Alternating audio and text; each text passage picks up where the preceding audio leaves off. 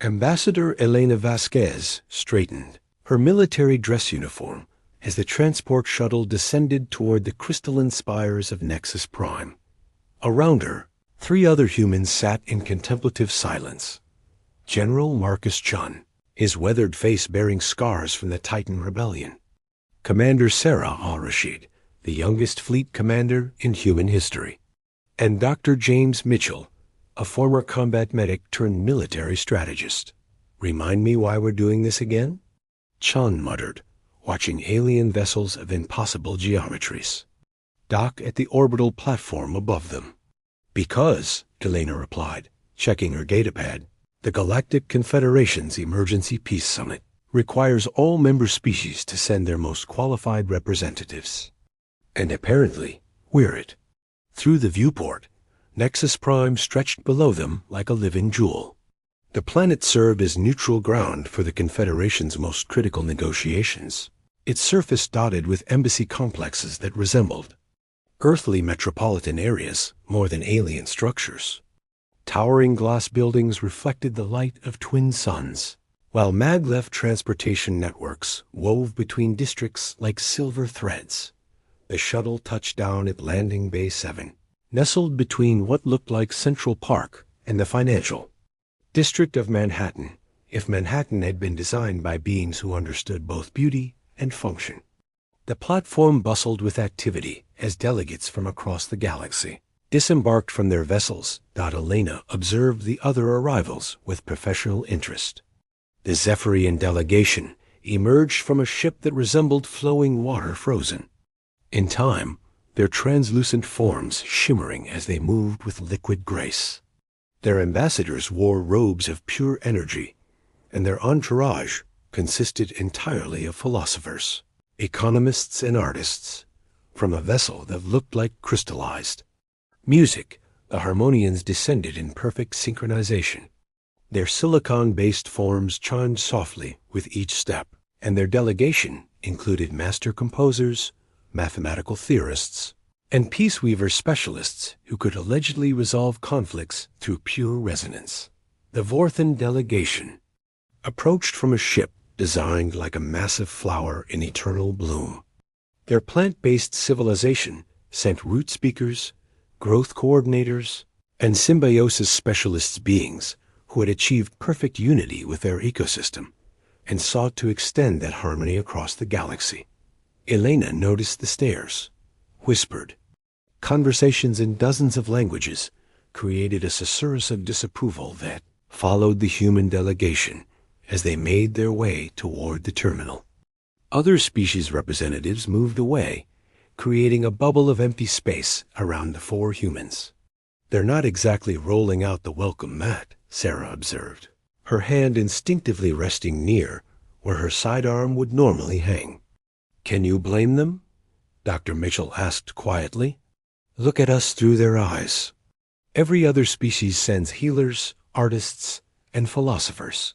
We show up with soldiers. As they entered the main terminal, a soaring structure of impossible curves that resembled Grand Central Station if it had been built inside a cathedral, Elena felt the weight of 300 alien gazes upon them. The terminal's walls displayed real-time translations of the whispered conversations, and the words weren't kind. The humans bring their war makers again. How can they speak of peace with blood on their hands? Perhaps they're not ready for civilization. Elena's jaw tightened, but she kept walking. They had a job to do, and the galaxy's opinion of their methods was irrelevant. What mattered was results. The Grand Assembly Hall of Nexus Prime resembled the United Nations General Assembly chamber, but expanded to accommodate beings of vastly different physiologies and enlarged to house representatives from 412 worlds. Crystalline walls rose toward a domed ceiling that displayed a real-time map of the galaxy, with troubled systems pulsing red like infected wounds. Elena took her seat in the human section, noting how other delegations had subtly arranged themselves to maintain maximum distance from Earth's representatives. The Vorthan delegation, positioned where the African Union might sit in the UN, actively leaned away from them.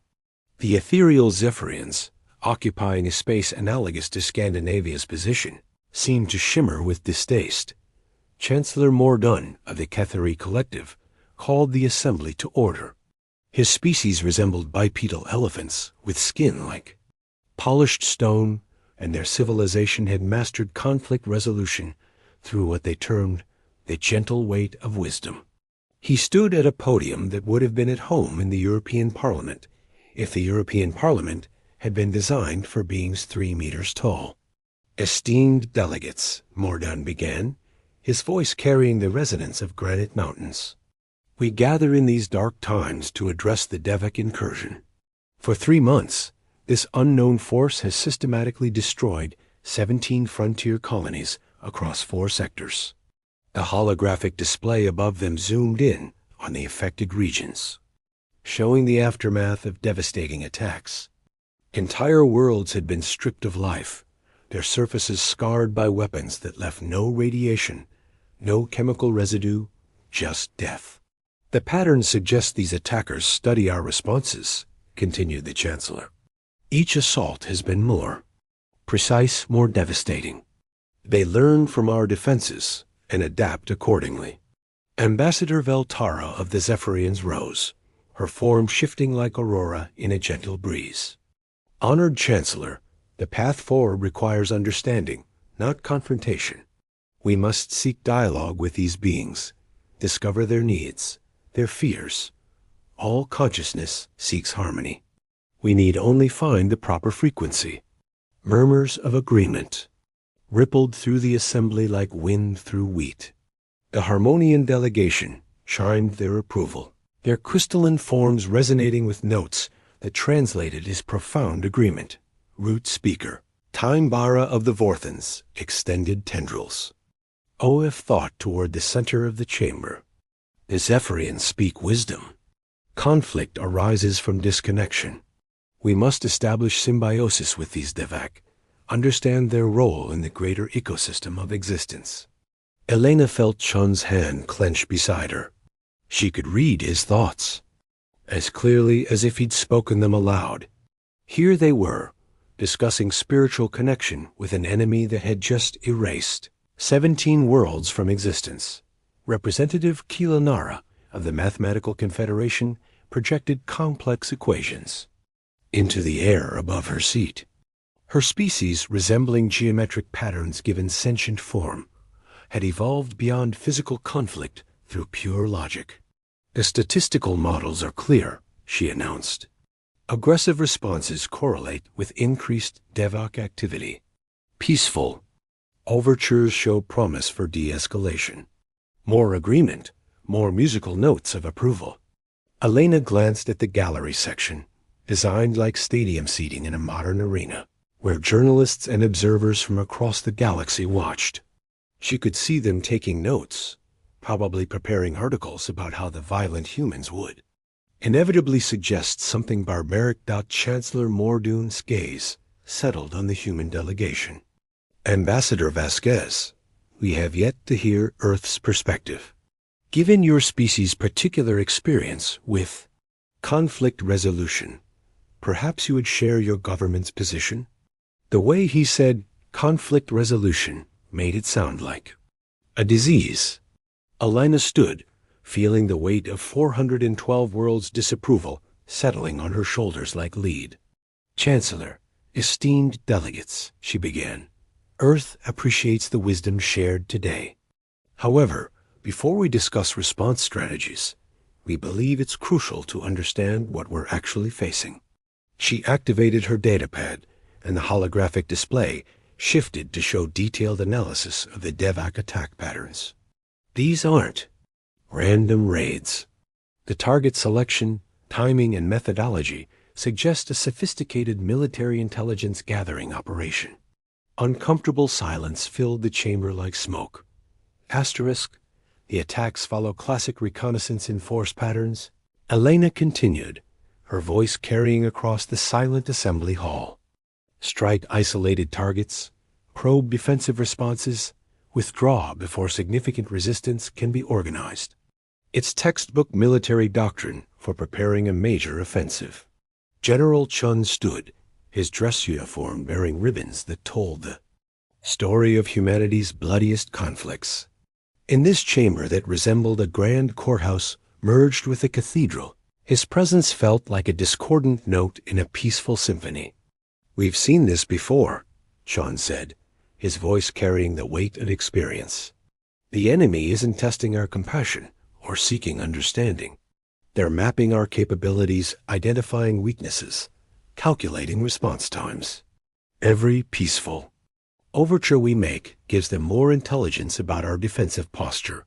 The Zephyrian delegation shimmered with what their translators interpreted as distress. Ambassador Veltara's form solidified enough to project clear disapproval. "General Chun, your species' history of violence colors your perception. Not all beings think in terms of conquest and destruction."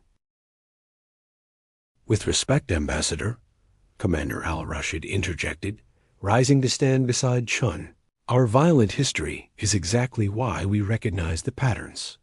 The Devak aren't behaving like explorers or refugees. They're behaving like an invasion force, conducting pre-assault reconnaissance." Dr. Mitchell activated his medical scanner, projecting forensic analysis of the attack sites onto the main display. The chamber's architecture seemed to enhance the grim imagery, making the devastation appear to float in the space where Earth's Senate chamber might have its speaker's podium. "The weapon signatures tell a story," Mitchell explained, his surgeons. "Precision evident in every word. Selective targeting of defensive installations, command structures, and communication arrays. Civilian populations were eliminated not out of malice, but to prevent intelligence leaks. This is systematic military preparation." The mathematical patterns Kilanara had projected earlier began shifting, recalculating based on the new data. Her geometric form flickered with uncertainty as the equations revealed uncomfortable truths. Root speaker Time-Barus tendrils writhed in what the translators marked as deep discomfort. "Even if your interpretation proves correct, violence breeds. Only more violence. We must break the cycle. Breaking the cycle requires surviving long enough to find alternatives," Elena replied firmly. "And survival, in this case, means preparing for the possibility that 17 dead worlds are just the beginning." Chancellor Mordoon's massive form shifted, his stone-like skin reflecting the holographic displays like a living mountain bearing witness to tragedy. "What exactly are you proposing, Ambassador?" "We're proposing that the Confederation authorizes immediate defensive preparations across all frontier worlds," Elena said. "Enhanced sensor networks, rapid response fleets, hardened communications. We need to be ready for whatever comes next." The chamber erupted in a cacophony of disapproval. The Harmonian's crystalline forms produced discordant notes that translated as horror. The Vorthan's root systems visibly recoiled from the human delegation. "This is exactly what the Devak expect." Ambassador Veltara exclaimed, her aurora form flickering with agitation. "Military buildup will be interpreted as aggression. We'll provoke the very conflict we seek to avoid." General Chun's weathered face remained impassive. "Ambassador, if someone breaks into 17 houses on your street, systematically cataloging security systems and escape routes, do you conclude they're looking for friendship? Or do you lock your doors and call the police?" "Your analogy is flawed," Quilanara interjected, her geometric patterns shifting to display probability matrices. "Interstellar relations operate on principles of—" "Ma'am," Chun interrupted, his tone respectful but firm. "With all due respect to your mathematical models, mathematics didn't save those 17 worlds. Math doesn't stop kinetic weapons or shield generators from exotic energy weapons." The silence that followed felt like the moment before a thunderstorm breaks. Asterisk. The emergency klaxons began wailing at 0347 hours, Galactic Standard Time. Elena jerked awake in her quarters aboard the diplomatic station, the sound cutting through the recycled air like a blade.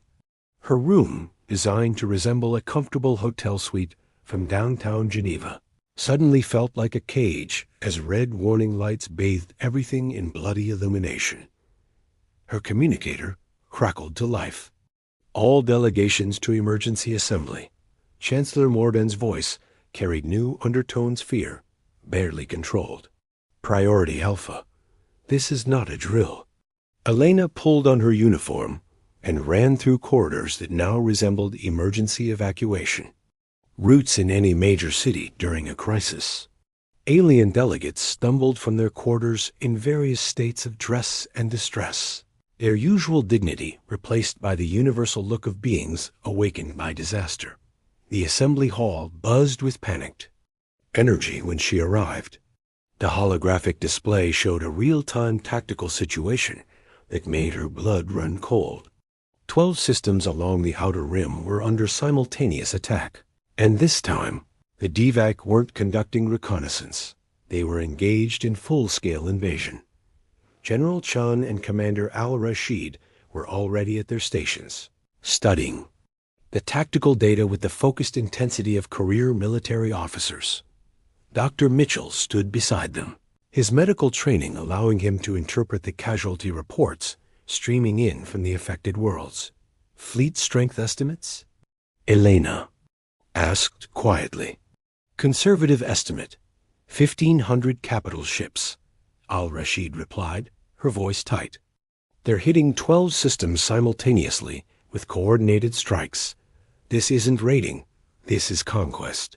The Zephyrian delegation huddled together, their aurora forms flickering between colors that had no translation in any known language. Ambassador Veltara, as earlier confidence, had evaporated like morning mist. Root speaker, Timebara's tendrils were fully retracted. His plant-like form closed in on itself like a flower in winter. The interconnected consciousness his species prized so highly was receiving direct reports from the dying worlds, and the psychic feedback was devastating. Chancellor Morden took the podium, his stone-like features carved with new lines of stress.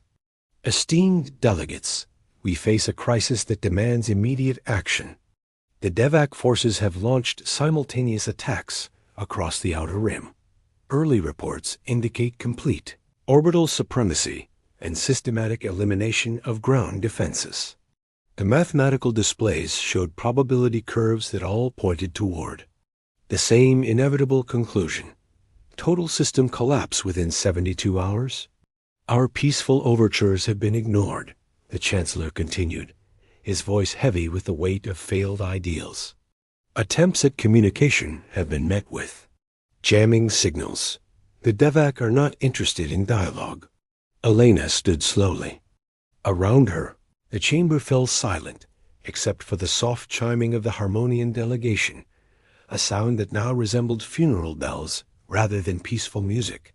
Chancellor, she said, her voice carrying clearly through the acoustic design of the chamber, Earth requests permission to deploy our fleet assets to assist in the defense of the threatened systems. The silence stretched like a wire under tension. Your fleet assets, Quilinara spoke finally, her geometric form projecting new calculations, consist of warships. Vessels designed specifically for destruction. Yes, Elena replied simply. They do. Ambassador Veltara's form solidified enough to project clear hostility. And you believe violence is the answer to this crisis? General Chun stood, his bearing that of a soldier who had seen too many wars and buried too many friends. Ambassador, violence is not the answer. Violence is the question. The answer is always the same. Whatever it takes to protect innocent life. But if we respond with force, Root Speaker Timebara whispered, his voice carrying the pain of entire worlds, we become like them. We become monsters. Dr. Mitchell stepped forward, his medical insignia catching the light. With respect, Root Speaker, monsters are what killed 17 billion sentient beings in the past 3 months. We're what stands between monsters and everyone else. The chamber's displays updated with new intelligence. The Devak fleet was moving faster than projected, and their weapons were proving devastatingly effective against Confederation offensive systems. Elena looked around the chamber at 412 worlds worth of representatives, all staring at the tactical displays with the dawning realization that their philosophical frameworks had just collided with hard reality. "The offer stands," she said quietly. "Earth's fleet is at the Confederation's disposal. Asterisk 18 hours. Later, the human battle fleet dropped out of hyperspace in the Kepler 442 system, like avenging angels wreathed in fire and steel. Elena watched from the bridge of the flagship Gettysburg as her species answered to the Devak threat deployed across space in formations that had been perfected in 100 forgotten wars. The fleet resembled nothing so much as a floating city of war, if New York City had been designed by beings who understood that sometimes peace required the capacity for overwhelming violence. Dreadnoughts the size of skyscrapers moved with predatory grace, their hulls bristling with weapon systems that could crack planets. Smaller vessels darted between them like deadly satellites, their crews ready to die for worlds they'd never seen. Contact. Admiral Harrison reported from the command center that resembled the Pentagon Situation Room transplanted into space. Devak fleet bearing 27 Mark IV. They single quotes re... They are withdrawing. Elena felt Chun's presence beside her as he studied the tactical display. "They're not withdrawing," he said quietly. "They're repositioning. Classic defensive posture. They want to see what we can do." The Devak ships were unlike anything in the Confederation databases. They moved like living things, their hulls seeming to shift and flow as if the vessels themselves were predatory organisms. In formation, they resembled a pack of space-born wolves, beautiful and terrible. "Admiral," Elena spoke into her communicator, "patch me through to the Confederation Emergency Command." The holographic display flickered, revealing the assembly hall on Nexus Prime. The chamber now resembled a war room, its peaceful architecture repurposed for coordinating the desperate defense of 12 worlds. Chancellor Mordone stood at the center, his stone-like features etched with the stress of commanding a war his civilization had never wanted to fight. "Ambassador Vasquez," the Chancellor's voice carried new respect tinged with desperate hope. "Report. We've engaged the Devak fleet at Kepler 442, Elena replied. "They're not behaving like the primitive raiders your analysts projected. These are sophisticated military formations commanded by beings who understand warfare at least as well as we do." Behind the Chancellor, she could see the other delegations. The Zephyrians had assumed compact, almost crystalline forms there, species equivalent of battle readiness. The Vorthans had extended defensive tendrils around their section of the chamber.